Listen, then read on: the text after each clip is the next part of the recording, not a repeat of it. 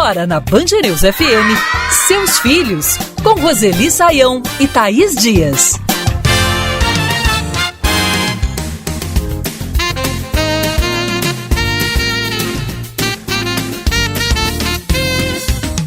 O instinto de proteger o filho é bem forte, a gente sabe bem, né? Mas há um limite entre a proteção e a superproteção, e tudo que acontece em excesso, a gente sempre fala aqui no nosso programa, não faz bem. Um estudo da Universidade de Minnesota, nos Estados Unidos, comprova isso. O levantamento aponta que a paternidade helicóptero, ou seja, aquela proteção excessiva, pode ser muito nociva para as crianças, impedindo que elas desenvolvam habilidades para enfrentar os desafios do dia a dia. Mas como equilibrar as coisas? É o que a gente vai discutir a partir de agora nos Seus Filhos em versão ampliada. Eu, Thaís Dias, estou na área e sempre comigo por aqui ela, Roseli Saião. Tudo bem, Roseli? Tudo bem, Thaís. Vamos em busca do equilíbrio, não é? Vamos agora. Pronto, falei. Começamos ouvindo, direto de Salvador, o Matheus Souza. Ela acha que sempre vai acontecer algo e lógico que eu sei que a cidade não está fácil, a cidade não é acessível ao deficiente visual, mas eu tenho que estar me superando sempre. Já converso com ela sempre, ela me entende a maioria das vezes. O meu papel mesmo hoje é de passar a devida confiança para ela. Eu tenho que ter sim a minha autonomia como um deficiente visual. E uma jovem que pediu para não ser identificada também participa conosco falando sobre os impactos da superproteção dos pais na sua própria autoconfiança. Eu sempre fui muito super protegida pelo meu pai e pela minha mãe, e isso me atrapalhou muito no meu desenvolvimento pessoal. Isso me levou a ter problemas de confiança, isso me levou a ter problemas de confiar nas minhas atitudes e no que eu ia fazer. E eu precisei de muita terapia para poder desenvolver aquela confiança de fazer as coisas sozinha. Como um simples ato de atravessar a rua, eu tinha medo no fim da minha adolescência. E isso me atrapalhou muito em vários quesitos da minha vida. E esses estigmas só foram embora depois que eu trabalhei isso em terapia. E depois também de conversar com os meus pais e ter essa liberdade de fazer as coisas sozinha, sem essa super proteção o tempo todo. Roseli, a gente entende que o pai e a mãe, ele tem esse instinto, né, de querer proteger o filho, isso é forte, mas há um limite, né, entre a proteção, a orientação e a superproteção, aquela que causa esse efeito nocivo, né? É verdade. Você sabe que atualmente, principalmente por conta da insegurança, da criminalidade, da violência nas cidades, e o Matheus falou disso, né? Os pais têm muito receio de permitir que o filho conheça esse mundo por conta própria, e é nesse mundo que ele vai viver. Então, super proteger é quase tentar evitar que o filho, a filha, enfrente esse mundo. Mas é preciso que enfrente, supere seus receios, aprenda a fazer avaliação de risco e aprenda a se proteger. Isso é crescer, aprender a ser seu pai, sua mãe e se proteger na medida certa. Tô por perto! Hora de ouvir a Rosana, que se preocupa muito com a superproteção do sobrinho. Meu sobrinho, tudo para ele é fácil. Existe uma super proteção para todos os erros que ele faz. Várias vezes já fui falar, conversar com minha mãe, que é avó, com minha irmã. É uma sensação que elas têm de pena, porque elas acham que ele não teve a presença do pai e, por isso, precisa super protegê-lo de tudo. Quem está perto e está observando de fora essa situação, Roseli, deve interferir, deve conversar com esse pai, com essa mãe, até com essa avó, né, como ela bem mencionou. Como é que age? É quase uma obrigação, Thaís. Quando a gente vê uma pessoa muito querida, bem próxima, se exceder nos cuidados, e a gente está falando da superproteção, que é um excesso, é preciso dar um toque, porque a gente ouviu agora há pouco o depoimento de pessoas que tiveram seu desenvolvimento prejudicado por conta dessa superproteção. Então é bom dar um toque, mas olha, com diplomacia, com tranquilidade, sem dar lição de moral, mas chamar a atenção da pessoa para os seus atos que podem ser compreendidos e afetam os filhos, né? Por conta dessa superproteção. Minha voz. Fala conosco agora a Michele de Souza, que é mãe do Matheus, que a gente ouviu na abertura do programa. E ela conta como percebeu que estava super protegendo o filho. Foi muito difícil para mim, para eu liberar ele para o mundo, mas eu acho que foi a melhor coisa que eu fiz, porque hoje eu vejo que ele é um homem, né, que pode sim fazer tudo que uma pessoa que tem uma visão normal faz. Eu ainda tem essa preocupação, essa super proteção de estar sempre monitorando ele, querendo saber onde ele está sempre indo buscar ele, né, nos locais assim que a gente vê que é de ruim acesso. Não só eu, mas a avó também está sempre preocupada com isso. Roseli, quando a gente se toca, né, que passou do limite, que o nosso filho de fato está crescendo, que a gente precisa dar um pouco de liberdade, ou que a gente está se excedendo mesmo quando o filho é uma criança, como é que é essa chave de virada se a gente não consegue sozinho mudar esse comportamento? Pedir ajuda não é problema? Não, problema algum. Aliás, você falou uma frase aí que é isso mesmo, né? Quando a criança ou adolescente já tem condições, já consegue fazer sozinho alguma coisa e a gente acompanha para proteger, para cuidar, a gente prejudica o desenvolvimento dele. Então, esse é a luz que acende quando a gente percebe que ele poderia fazer sozinho. E aí, quem precisa de ajuda é a gente, né?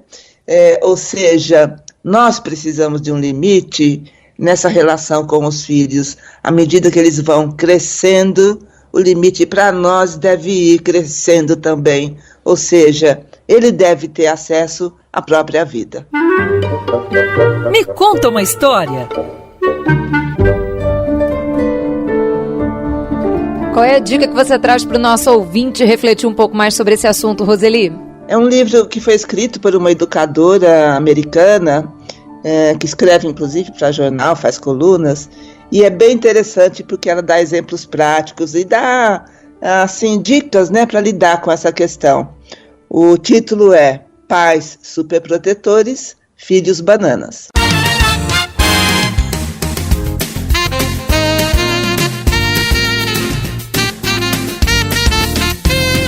A superproteção dos filhos continua sendo nosso assunto aqui nos Seus Filhos em versão ampliada. Para bom entendedor. Espaço aberto para ouvir o psicólogo Alessandro Marim Pietri. É esperado que essa criança vá se desenvolvendo, ou seja, que ela vá precisando cada vez menos desses adultos. Então, é importante entender que sim, os pais, quando eles cercam excessivamente a vida das crianças, impedindo que a criança tome algumas iniciativas de maneira mais autônoma, no sentido de explorar o mundo e conhecer a realidade, ela está retirando dessa criança uma experiência, uma vivência que é essencial para o seu desenvolvimento.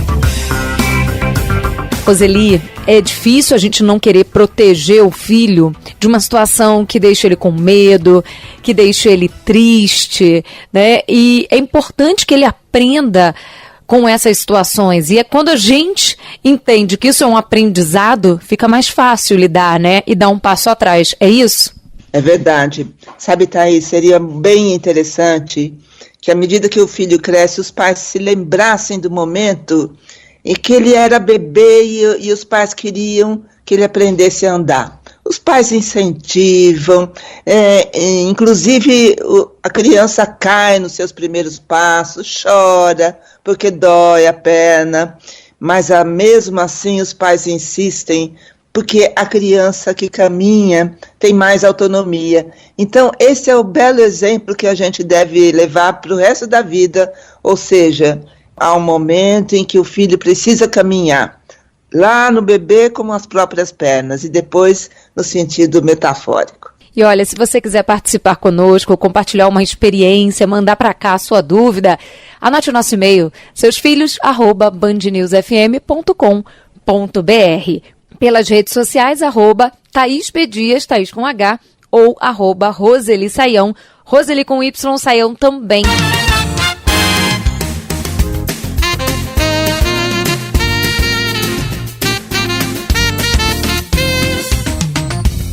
Quando filho nasce, a gente sabe que precisa criar ele para o mundo, para crescer, seguir sua própria jornada, mas nem sempre é fácil lidar com essa mudança, com a saída do filho de casa.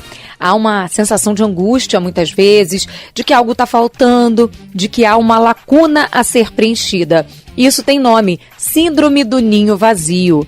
Nessa hora, uma rede de apoio é muito importante e, em alguns casos, até uma ajuda profissional.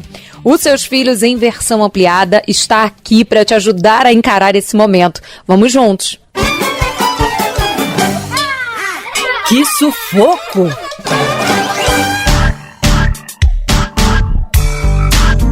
Conosco por aqui agora a Júnia Albuquerque. O sentimento do vazio, ele existe sim. Ele dá tristeza, a gente sente solidão,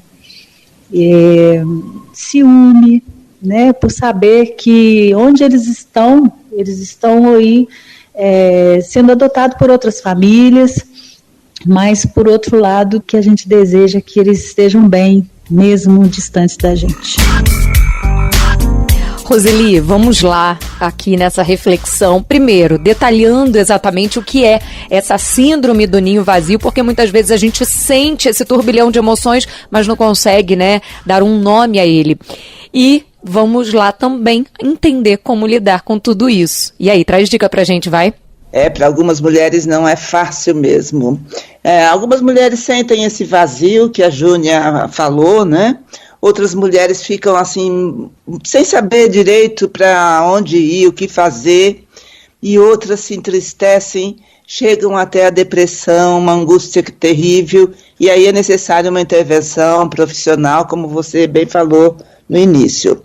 Essa síndrome tem a ver mesmo com o foco, a prioridade absoluta que a mulher fez em relação aos filhos. E aí os outros papéis que ela exercia antes dos filhos ficaram de lado. Agora, depois que os filhos vão embora e assumem a própria vida, é preciso retomar os outros papéis que são importantes na vida da mulher.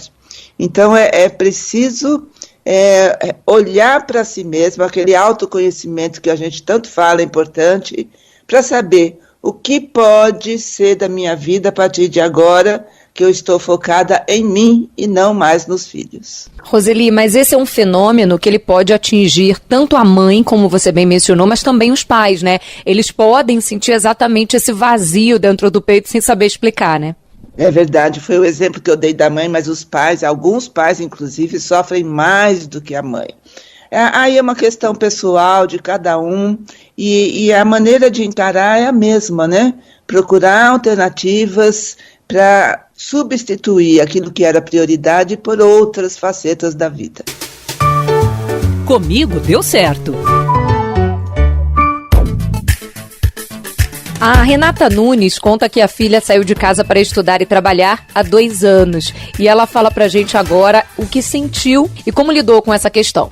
Eu tenho uma filha que foi embora para estudar e trabalhar. Isso, quando eu tive as minhas 3 filhas, eu sempre tive medo de chegar esse dia, e o dia dela chegou. Já tem 2 anos que ela foi embora, e para mim ainda é um motivo de tristeza, porque a ausência dela na minha casa é grande. Porém, eu sei que isso é compensado pelo esforço, pelo trabalho e pela realização do sonho que ela tem. E isso, para mim, é o que me consola. É o fato de ela estar realizando um sonho que ela sempre quis desde a infância. Roseli, ela fala como lidou com isso, né? Que apesar de sentir ali aquela ausência da filha, ao mesmo tempo ela tá na torcida, tá vendo a filha crescendo, tá vendo a filha evoluindo. Roseli, nessa hora dessa transição, a rede de apoio é muito importante, né? Muito importante. Nossa, a gente sempre faz referência à rede de apoio e algumas pessoas podem não perceber a importância que isso tem na vida das pessoas em todas as situações, principalmente em situações difíceis que provocam emoções assim intensas, como essa que a Renata falou, a tristeza, né? Então, é preciso contar com essa rede de apoio, mas é preciso lembrar, Thaís, que rede de apoio precisa de manutenção. Ou seja, não basta a gente pedir socorro quando necessário, É preciso que a gente vá estabelecendo as relações com regularidade, para que as pessoas que fazem parte dessa rede estejam prontas a atender o nosso pedido quando necessário. Eu também quero falar. De Belo Horizonte, quem fala com a gente agora é Valquíria Fontes. Quando meu filho se mudou, foi um vazio imenso. Não só para mim, mãe, né, de um filho único, mas para o pai também. Porque não é só lidar com a ausência dele no dia a dia, mas é o fato de você não estar mais no controle dos cuidados. O investimento num filho é muito grande, né? Um tempo muito grande de investimento. Então a gente se prende muito aos cuidados, né? Com quem está, onde está, o que faz. De repente vai viver a vida dele e você perde todo esse controle de uma dedicação imensa. Nessa hora da transição, algumas pessoas contam com a rede de apoio, mas há casos em que isso não é suficiente. E quando é que a gente sabe que é hora de procurar uma ajuda profissional também para lidar com isso? O autoconhecimento é importante porque a gente consegue distinguir o que é uma tristeza e o que é uma depressão. A gente pode não conseguir nomear o que é depressão, mas sabe, uma tristeza forte que aperta o peito e não vai embora nunca, por mais recursos que a gente use, né, para tentar driblar essa tristeza imensa. Então é preciso procurar ajuda. Ou angústia. A gente consegue perceber, Thaís, quando é preciso procurar um médico. Às vezes é uma dor de cabeça, uma enxaqueca, é uma dor de estômago que a gente sabe que é passageiro, que não precisa de intervenção médica. Assim é com a saúde mental. Às vezes são sentimentos que a gente sabe que são temporários e outras vezes a gente não consegue ver fim daquele sentimento. É hora de procurar um profissional.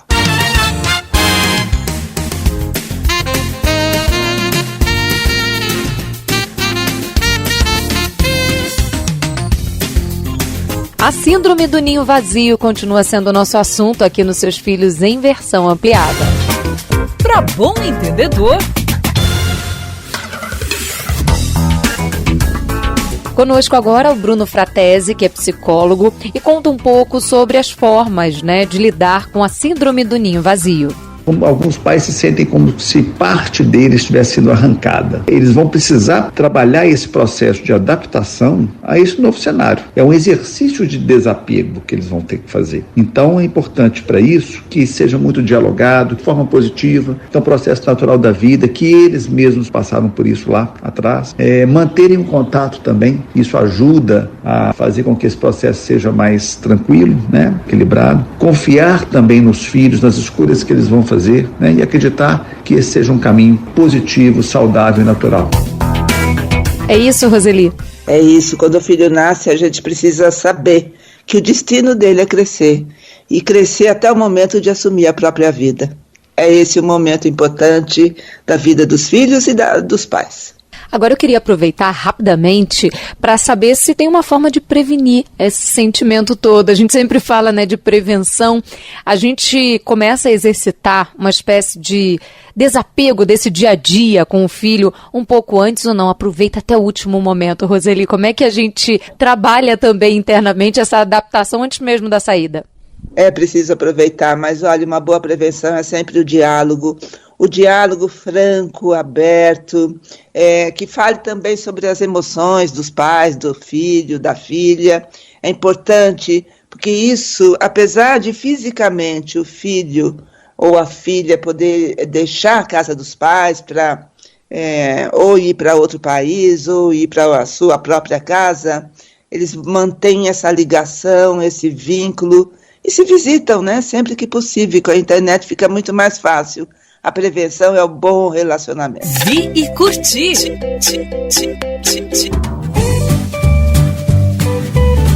E qual dica você traz para a gente refletir um pouco mais sobre esse tema?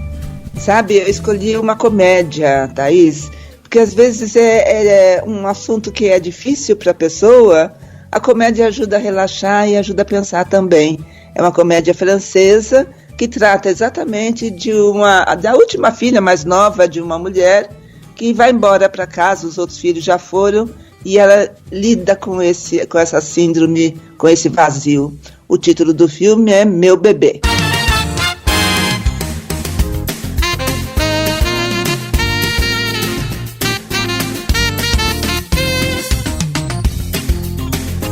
A discussão sobre a importância da educação integral ganhou espaço nos últimos anos. Especialistas no tema reforçam que a adoção do modelo deve ser tratada como uma agenda prioritária para a reversão da defasagem no aprendizado por causa da pandemia e também pode ajudar na redução da evasão escolar. Mas educação integral muitas vezes é confundida com educação em tempo integral. E é importante entender que são coisas distintas e que a gente vai discutir aqui hoje essa educação integral, que considera o desenvolvimento pleno e efetivo de cada um dos estudantes, considerando os seus aspectos culturais, afetivos, sociais, cognitivos, mas como é que a gente coloca tudo isso em prática de forma eficaz? É sobre isso que a gente fala agora aqui nos Seus Filhos em versão ampliada. Para bom entendedor.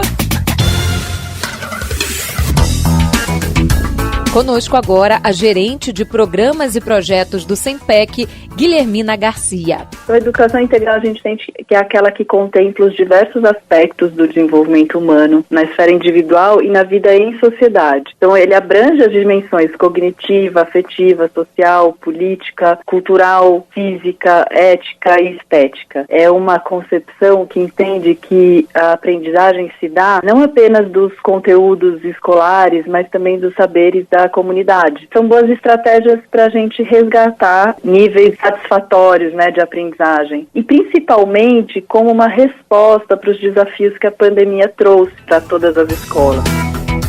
Roseli, a gente sempre conversa aqui, que a escola é muito mais do que adquirir conteúdo, que é muito mais do que sentar naquela cadeira e receber simplesmente a informação que vem daquele professor.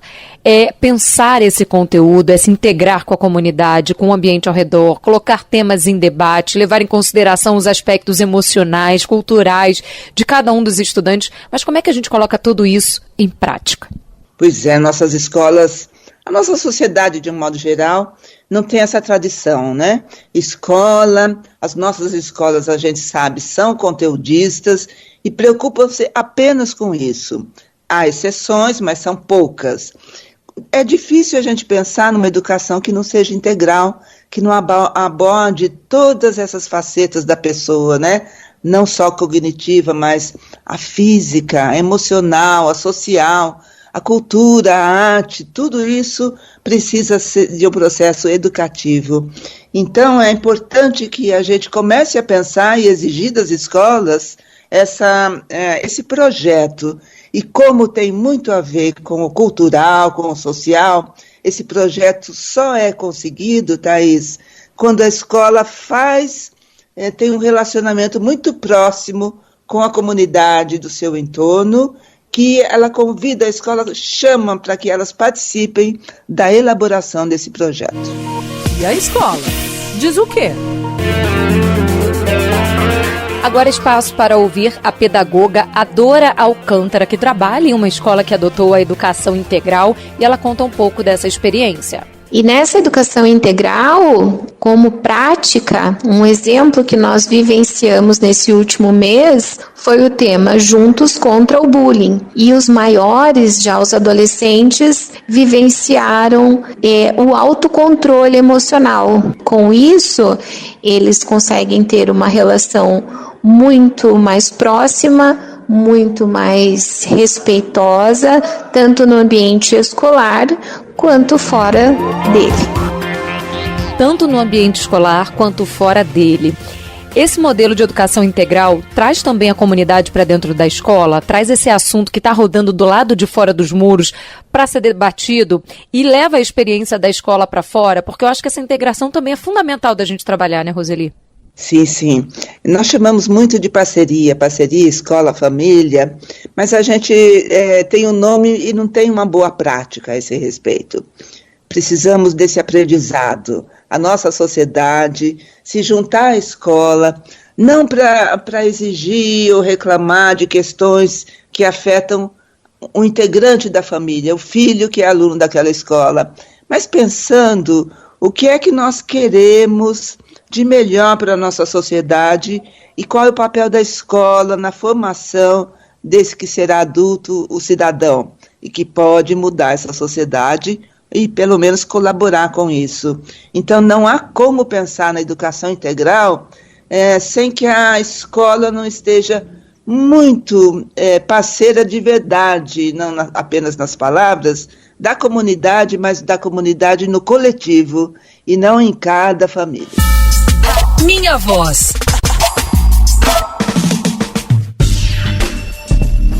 Conosco por aqui a Carolina Simão, que estuda em uma escola de educação integral e afirma que o modelo de ensino mudou a perspectiva de como ela enxergava até as profissões. Como eu posso seguir aquilo que eu quero ser, ajudando as outras pessoas? Se eu quero ser advogada, eu vou defender as pessoas que estão fazendo certo.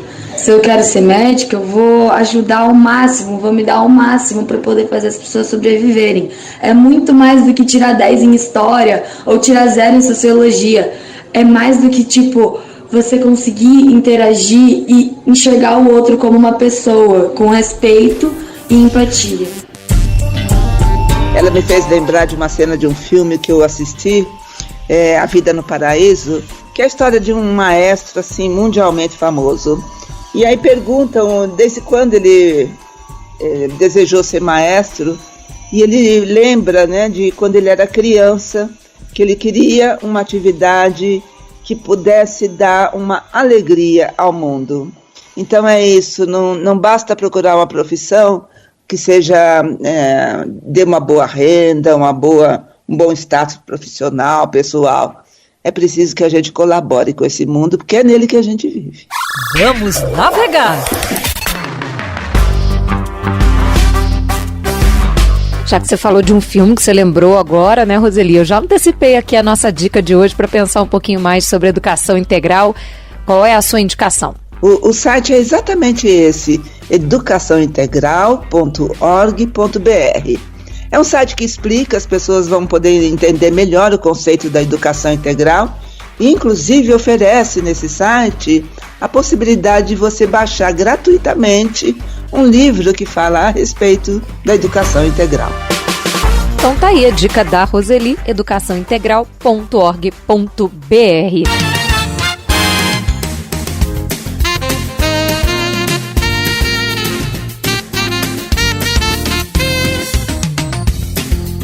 Seus Filhos em Versão Ampliada hoje reflete sobre a educação integral. Na minha opinião. Conosco por aqui agora a psicopedagoga Genoveva Ribas, que reitera os benefícios da educação integral. Ensinando a eles o que é ter uma inteligência emocional, a diminuir a depressão dos nossos adolescentes. Eles vão aprender a viver em sociedade, ser adultos, responsáveis, equilibrados. O campo de trabalho deles vai ser muito mais harmônico, porque eles serão mais harmônicos e com mais facilidade de conseguir emprego. Então nós teremos adultos equilibrados. Roseli, levar em consideração também o estado emocional, a saúde mental do estudante é importante, quando a gente fala de uma educação integral. Para receber esse conteúdo, para refletir sobre ele, é importante entender também esse estado emocional? Sim, faz pouco tempo que nossas escolas perceberam e dão conta, de realizar um projeto educacional, pedagógico, que colabore também com a manutenção da saúde mental dos seus alunos. Quando a gente pensa nesse conceito de educação integral, Thaís, é importante que a gente entenda que isso é educação. Educar o cognitivo, o intelectual apenas, é muito pequena, esse conceito de educação, que é o que boa parte das nossas escolas faz e que os pais também pedem para as escolas. Conteúdo, não. É preciso pensar esse conteúdo, é preciso estar emocionalmente ligado a esse mundo em que ele vai usar esse conteúdo um dia, é preciso estar bem socialmente e também pessoalmente, ou seja,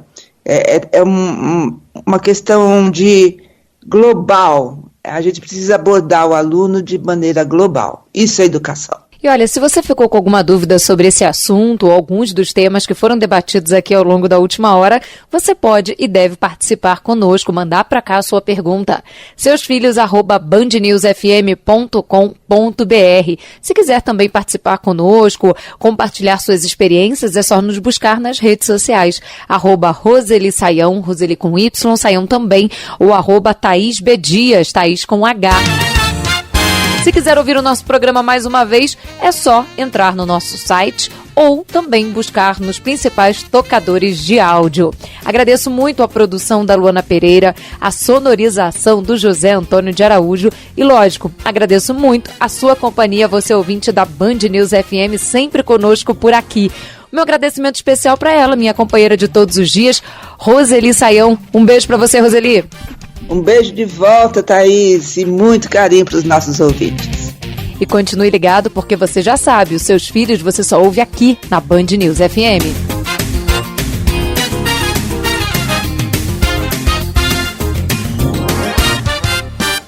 Você ouviu Seus Filhos, na Band News FM.